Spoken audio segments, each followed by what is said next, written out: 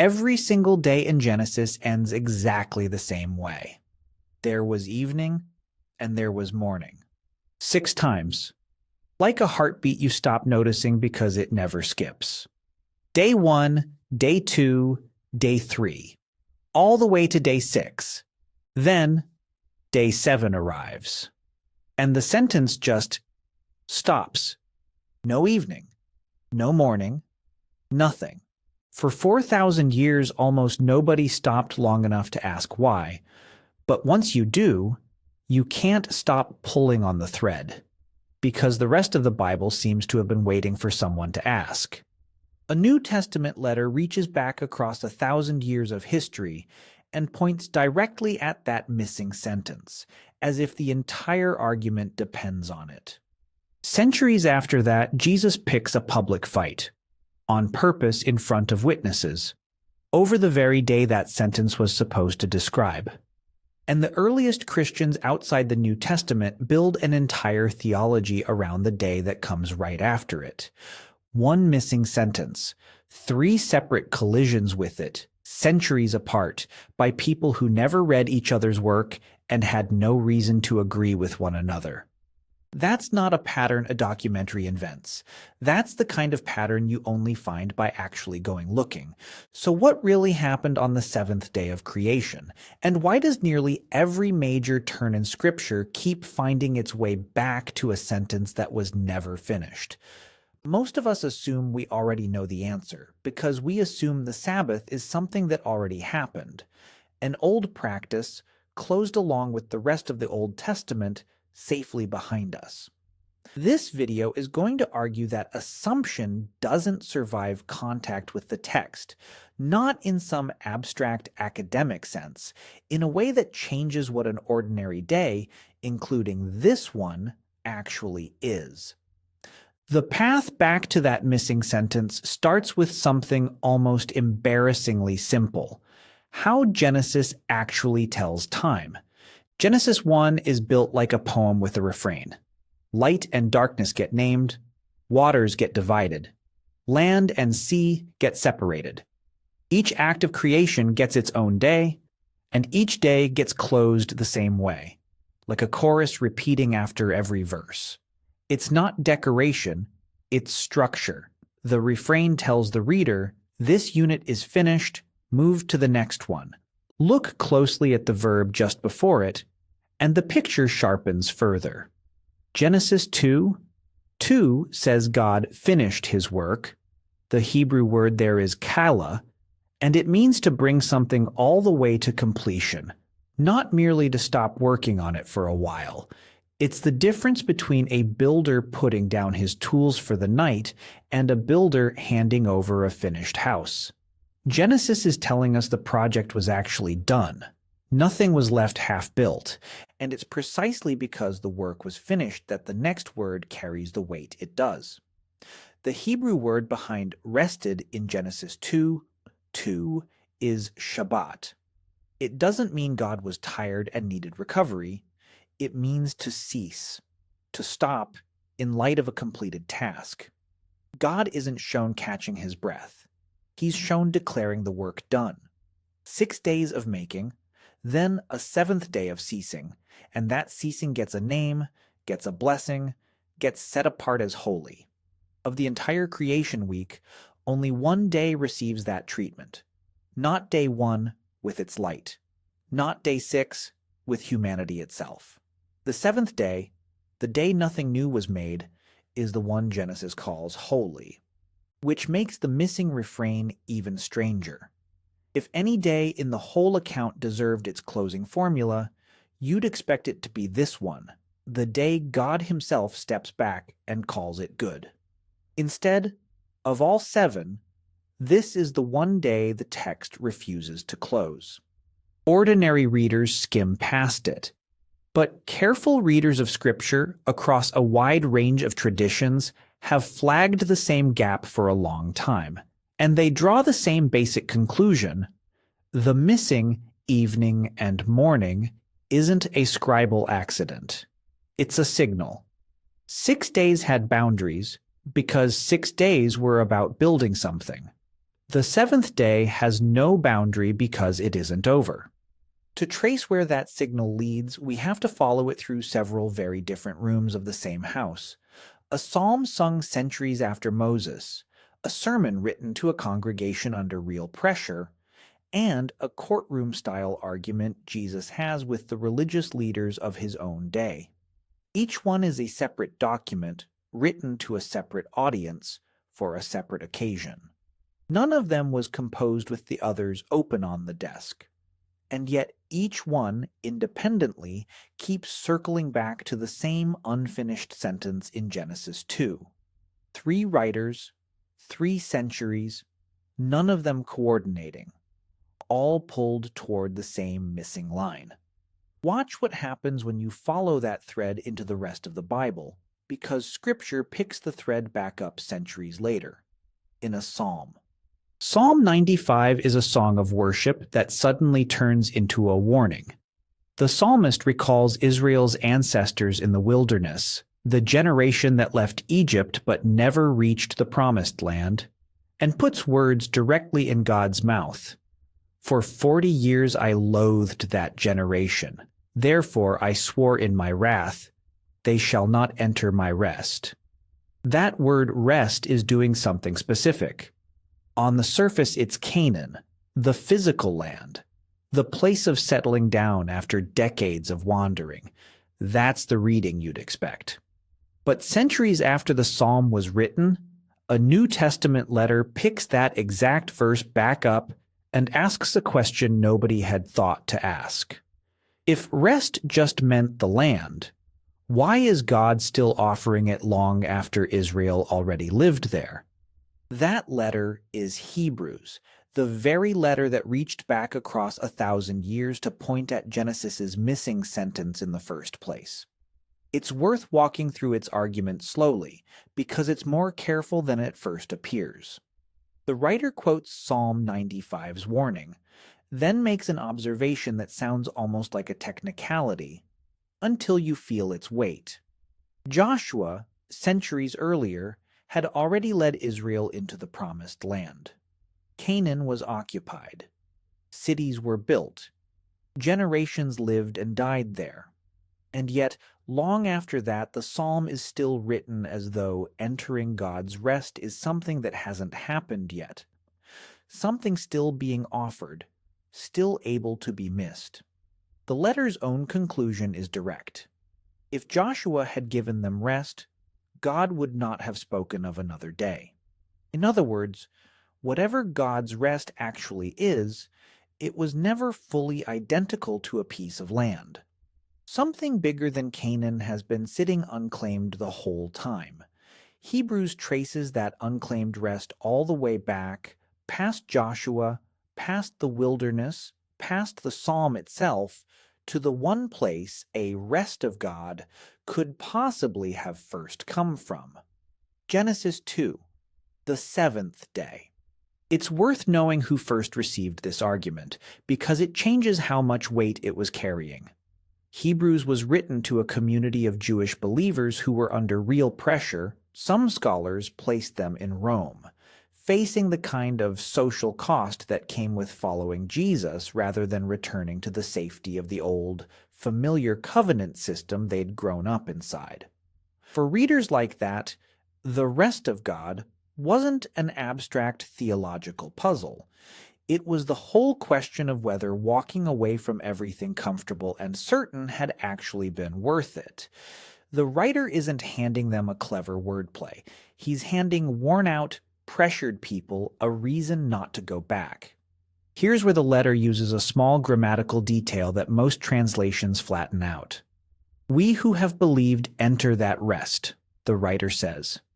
And the Greek verb there, eisarkometha, is in the present tense. Not we will enter, not even we have entered. We are entering. It's a strange, almost unfinished sounding way to talk about something, but it matches the very thing we noticed back in Genesis. A rest without a closing bracket doesn't behave like a rest you check off a list. It behaves like a door that's still standing open, one you can be in the process of walking through right now. Then the letter does something even more specific. Twice already in this passage, it has used the ordinary Greek word for rest, katapausis. It's the word for Canaan's rest, the wilderness generation's forfeited rest, the everyday word. But when the writer finally arrives at the conclusion of the whole argument, he doesn't reach for that word again. He reaches for a different one, sabbatismos. It's a word so rare it appears nowhere else in the entire New Testament, and barely anywhere in Greek literature before this letter was written. Many scholars think the author may have coined it. Whatever katapausis was pointing toward all along, the land, the ancestors' forfeited hope, the thing bigger than Canaan, this is the word chosen to finally name it. Not just a rest, a Sabbath keeping. The writer reaches back, deliberately, past Joshua, past the wilderness, all the way to the seventh day of creation itself, and says, that day, the one that never got an evening, that's the rest we're still talking about. There is a real ongoing conversation among careful readers of Scripture about exactly what it looks like to live inside that rest day to day, and this channel isn't going to pretend that conversation is settled. But every reading agrees on the one thing that matters for tracing this investigation. Whatever sabbatismos means in practice, the author is pointing past a single day of the week towards something no calendar box was ever big enough to hold. A rest that outlasted Israel's land, outlasted the wilderness generation, outlasted every week that had come and gone since Eden. Still available, still being offered, still in the letter's own words, remaining for the people of God.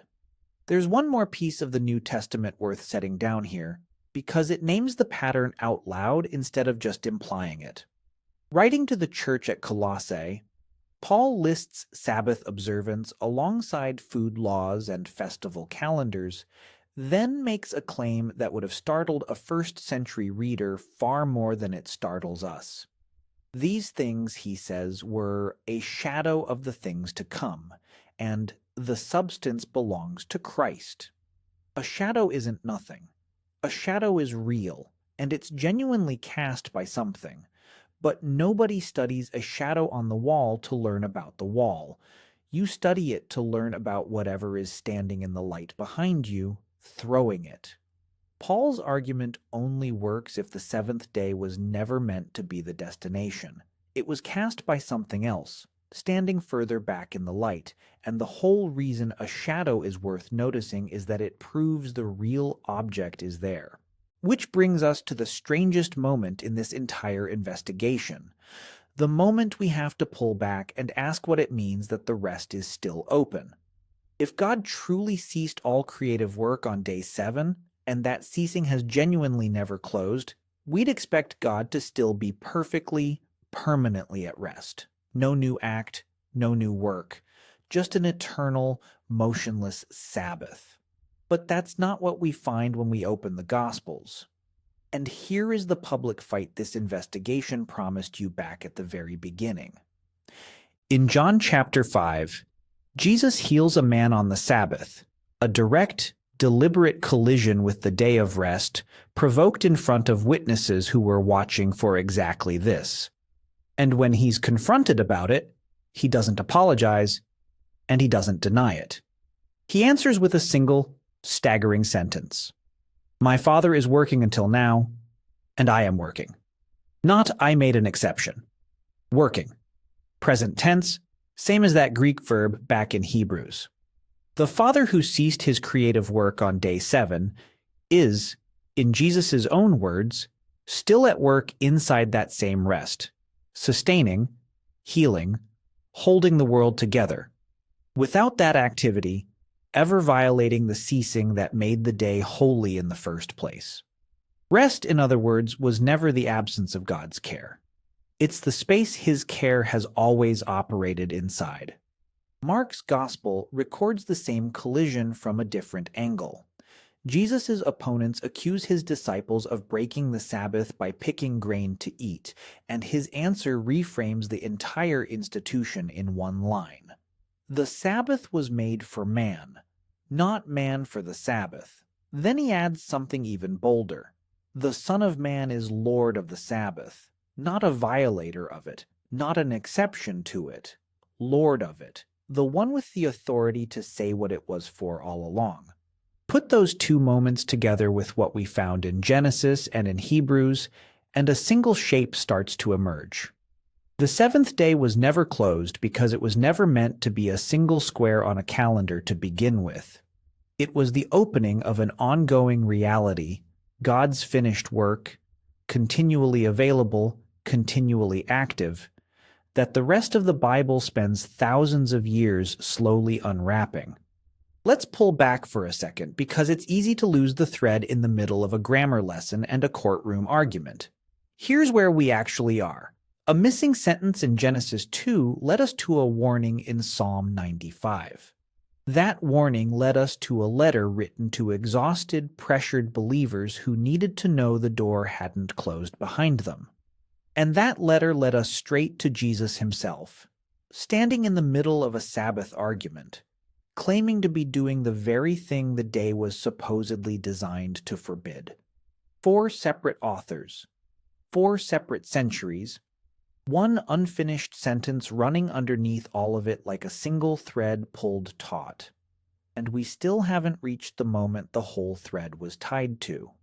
Before we get to where that reality finally lands, if you've found this investigation valuable, consider becoming a channel member. That support is what allows research like this to keep happening, week after week. And to those of you who already are members, thank you. You're part of everything this channel produces. Now, back to day 7, and the piece of the puzzle the early church thought was the key to the whole thing. Because the earliest Christians outside the New Testament itself were already asking this same question, and they landed on an answer worth taking seriously, carefully, and with the appropriate honesty about its limits. One of the oldest surviving Christian writings outside the New Testament, a letter traditionally called the Epistle of Barnabas, dated by most scholars to somewhere between the years 70 and 135, meaning it could be as little as one generation removed from the apostles themselves, addresses the seventh day directly. Its author reads God's own words in Isaiah, criticizing empty Sabbath keeping, and hears in them a pointer toward a Sabbath still ahead. A day, the letter says, when God will give rest to all things, and begin something new, which it calls the 8th day. Then it makes the connection explicit. That's the reason, the author says, that believers gather for worship specifically on the day after the Sabbath, because that was the day Jesus rose from the dead. Notice what that means for the counting. If day 7 is Saturday, day 8 isn't a fresh new week starting from 0. It's a number that shouldn't exist inside the old creation calendar at all. One day past the boundary the entire first week had set for itself. The early church wasn't picking Sunday for convenience. They were making a claim. Something had happened that didn't fit inside the 7-day box Genesis had drawn, and the only honest way to mark it was with a day the original creation week never had room for. Scholars still debate the finer details of how this early writer understood the timeline. Whether he pictured a literal 1,000-year era before that 8th day arrived, for instance, is genuinely disputed, and this channel isn't going to pretend otherwise. But the core observation holds up on its own, independent of that debate, and it's hard to miss once you see it. The 7th day of creation ends the work of the old world. The resurrection happens on what would be the first day of a new week. Day 8, if you're still counting the way Genesis counts. Creation is finished in 6 days. God ceases on the 7th.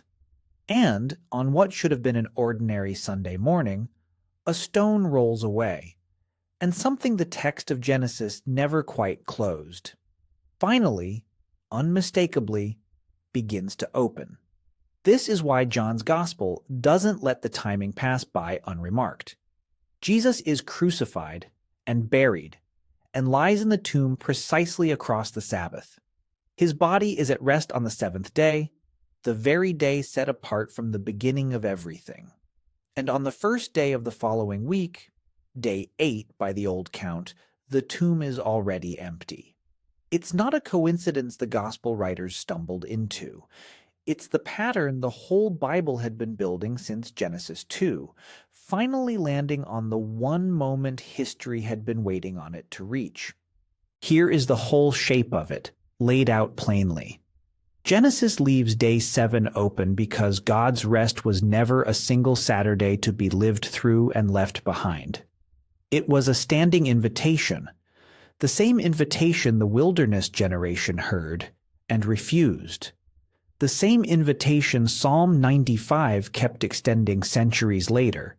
The same invitation Hebrews traces all the way back to Eden and finally names with a word borrowed from nowhere else in the New Testament.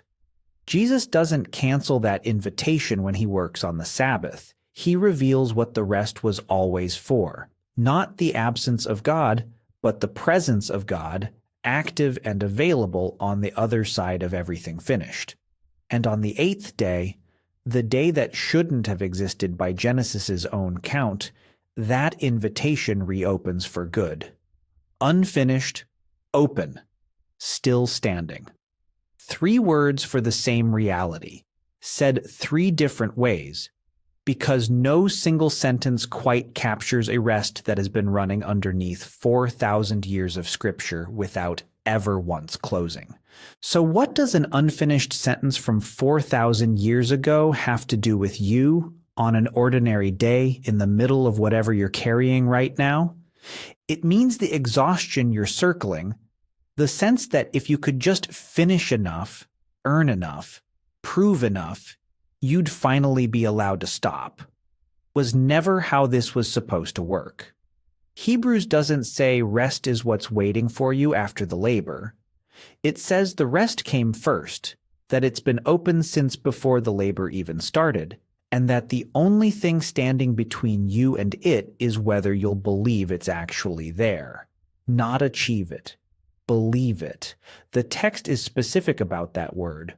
Over and over, those who missed the rest missed it because of unbelief, not because they didn't work hard enough. If you are the kind of person who feels the need to earn every hour of peace you get, who can't fully exhale until the inbox is empty, the bills are paid, the family is fine, the job is secure, this is worth sitting with.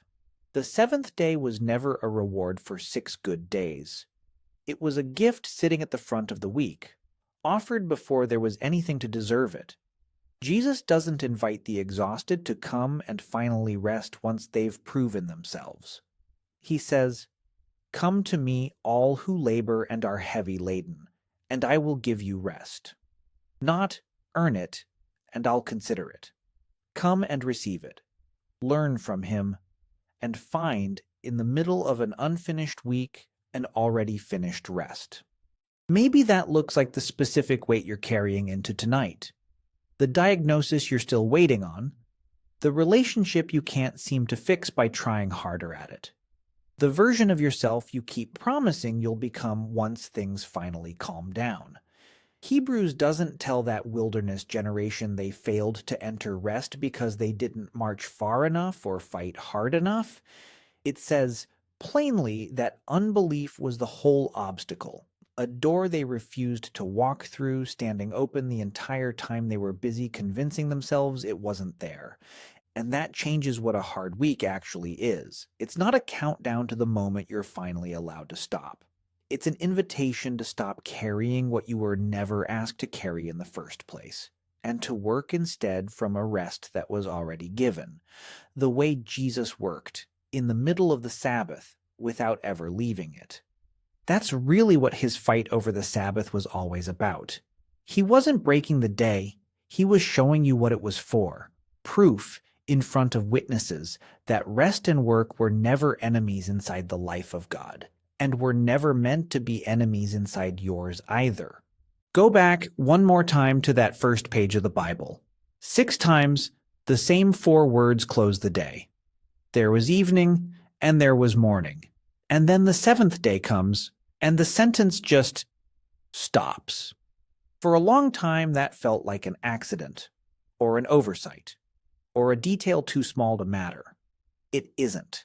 It's the oldest open door in Scripture. Every rested Sabbath since, every wilderness failure, every psalm of warning, every collision between Jesus and the religious leaders of his day, every early Christian gathering on the morning after the Sabbath, all of it has been walking back toward that same unfinished sentence, waiting for someone to finally close it the right way.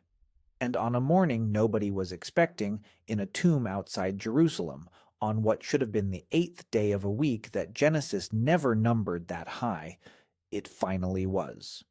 The evening never came for day 7, because the day isn't over. It wasn't over when a psalmist warned a distracted generation centuries later. It wasn't over when a tired, pressured congregation needed a reason to stay. It wasn't over when Jesus reached out his hand on a Sabbath morning and healed a man in front of people who thought resting and working could never belong in the same sentence. And it isn't over now, on whatever ordinary day you happen to be hearing this. The God who has been at work inside his own rest since before you were born is not waiting for you to finish anything before he'll let you in. He's already holding the door. May the God who never stopped keeping his rest for you meet you in the middle of whatever you're carrying today and remind you that the door has been open far longer than you knew, not because you found it, because he never closed it. God bless you. If this investigation opened something for you, consider leaving a comment. Even one word is enough to let us know. And if you know someone who's been running on empty, trying to earn a rest that was already given, send this to them today. It might be the missing sentence they've been waiting on too.